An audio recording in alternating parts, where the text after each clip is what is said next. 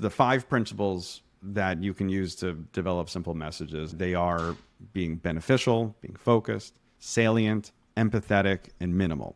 Hey, what's up, branding experts? Arek here, and welcome to On Branding Podcast. And today I have a very special guest, Ben Guttmann. And Ben is a marketing entrepreneur and educator, and he's the author of his new book, which is titled, Simply Put, Why Clear Messaging Win and How to Design Them. Oh, Ben, thanks for joining us today. Thanks so much for having me, Eric. It's great to be here. Yeah, that's a great book. As a branding expert myself, I understand the importance of being clear in your messages, on your website, in your communication, and on all brand touch points. But can you just explain shortly to our listeners what inspired you to actually write this book and why clear messages are so important? Oh, absolutely. I ran a marketing agency for 10 years. And in my time doing that, in my time teaching marketing for also the last 10 years at Baruch College here in New York, in my time as a consumer of the world of marketing, as a voter, as a friend, as a husband, as somebody that communicates just like everybody else every single day, I saw this common thread with everybody in terms of this crisis of complication. We are struggling to get ourselves heard. We are struggling to break through the noise. And when you look at the noise, there's a lot of it. And I don't have to tell you how chaotic things are in terms of the constant stream of buzzes and dings and beeps and notifications that come in. And when you look, the average American spends 13 hours a day looking at a screen, consuming some form of media. And people during the pandemic, it only got worse, right? There were jokes about going from the small screen to the medium screen to the big screen to the small screen. In that time, we're being barraged by thousands and thousands of messages of all types, of advertising, of warnings, of political slogans. And we put up our defenses that we don't hear them, we don't see them, we don't internalize them. And so I went back to my experience as a marketer and saw that companies would hire us to do that exact thing. How do you break through the noise? And after I sold my business, I started looking at it a little bit more deeply, as instead of just being in the trenches there. And I started to discover these 5 principles that are all common in effective messaging. And they all started to ladder up to this idea of simplicity. Is effective messages, if they're a marketing message, if they're just an informative message, some website copy, whatever it is, they all feature the same things. They are all easily perceived first, understood, and acted upon. And there's ways to get there that if you put your design hat on, these tools that we can all use to achieve that level of simplicity. Right. It definitely makes sense. So we have a short attention span because of social media and things like that. We spend a lot of time looking at the screen. There's so many messages that bombard us from everywhere. And so it's really important to have clarity and be concise and be on point and be clear and use simple words. And I like that you mentioned Dr. Seuss. And can you just talk to us about how we can create engaging stories using just limited vocabulary, being short and concise and on point? Absolutely. So the Dr. Seuss anecdote is what kicks off the chapter about salience.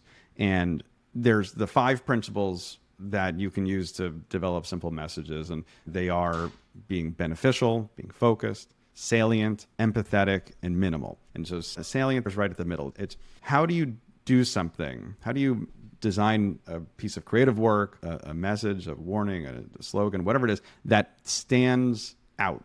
That's what salience is. It's about bringing something to your attention. Does it jump up? Does it stick out? Does it have contrast with the background? And the most effective way to do that, to develop something that is different, is to put constraints on yourself, is to do things according to a different set of rules than everybody else's.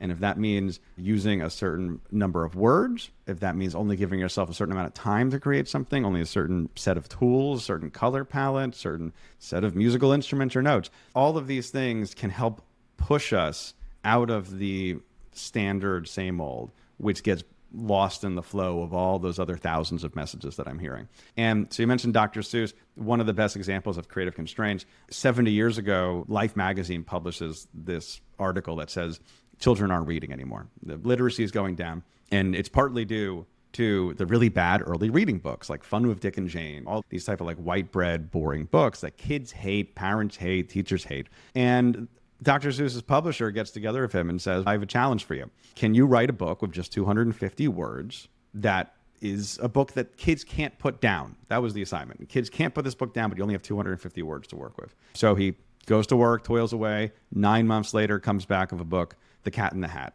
which was to date his best-selling book, his most iconic characters, and has sold millions and millions of copies.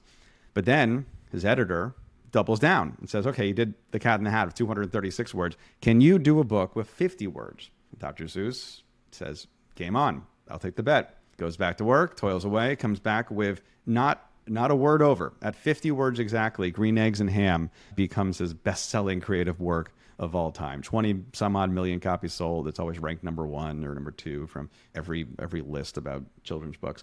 And so that's an example of when you give yourself a limited palette, you put yourself in a constraint. It's not so much limiting your ability to do stuff, but it's giving you the guidelines to push you to do something a little bit different. And Twitter, before kind of it all changed in the last couple of years here, was another great example of this. Twitter originally, for the first 10 years of its existence, had 140 characters. Eventually it doubled to 280. And now it's whatever it is. It's thousands and thousands. Yeah. But 140 characters forces you to get to the point. It forces you to write something that's going to be salient, that's going to be different. And as a result of that, you saw a ton of kind of user innovation on Twitter. The hashtag originated on Twitter. The @ symbol originated on Twitter. All these different things that you don't find when you just have the unlimited character counts, the unlimited palettes that you have everywhere else. Everywhere we look, a little bit of pressure, a little bit of change forces you to do stuff that ends up being more noticeable. That's a great anecdote. And so basically, just for our listeners, some key takeaways: you should put constraints on yourself. You should, whether it is a number of words or other constraints, but it's a good practice to simplify your message, basically, right? So your book is divided into 2 parts: why simple wins and how to get simple, right? So we've discussed some of the benefits of having a clear and concise and on-point message. Now, can you talk to us some of the how to do stuff, right? How to get to that simple message, how to simplify your message? Absolutely. So in each of those 5 buckets, each of those 5 principles that we talked about before: beneficial, focused, salient, empathetic, and minimal. There is a whole suite of different tools that we can use to help get us there. A few of them that are my favorites. Number 1 is, let's talk about empathy, right? Empathy is about speaking in the language of your users, speaking about what they care about and connecting with them on a deeper level. Empathy in your messaging is often achieved by speaking to one person. And a lot of marketers will know this. If you're writing an ad, it is going to be more effective. If you're writing an email subject line, it's going to be more effective when it's personalized. Don't go up and say, hey, everybody, I have this great sale. Don't speak to a crowd, because the thing is, crowds don't really exist. They sort of exist, but in every decision you've made, every time you've decided what to buy, who to vote for, who to donate for, you have made that decision in your own head. It's been one-to-one. It's been the guy up on stage, it's been the spokesman on the TV, and it's been you in your own head. If you take that stance where crowds don't really exist and you speak to one person, then you're going to be much stronger. And granted, everybody who's a marketer will know that you can do focus groups, you can do these personas, you can hire big marketing research firms that will do all these, that will develop exactly who your person's going to be. And that can be great. If you have the budget for that and the time for that, excellent. But if you don't, a little goes a long way. If you're able to sketch out who the person is, or find somebody in your own life who is that audience, you can imagine who it is. Is it your neighbor? Is it your mother? Is it your 12-year-old nephew that you're going to be advertising whatever the thing is to? Think about them as part of it. And barring that, even if you can't do that, take out a piece of paper, take a Post-it note, draw a little stick figure on it, and stick it on the side of your monitor. And then that becomes something that you're speaking to that guy, you're speaking to that person. And that tool will allow you to immediately reframe how you think about communicating. That totally makes sense. Empathy, speak to one person, use you form instead of talking to everyone, get more personalized with your messages. And in your book, you have some case studies and some examples. Can you just talk to us a bit about your favorite examples? Since our podcast is about branding and marketing, perhaps there are some of your favorite brands that use clear messaging in their communication so that we can all relate because we know these brands? Definitely. It's a little bit of a cliche to talk about Apple. In my class, when I teach my students, I actually ban them from using Apple as an example because I want them to go into an interview, I want them to go to an internship and be able to talk about things that aren't just the iPod and the iPad, the most successful commercial products of all time.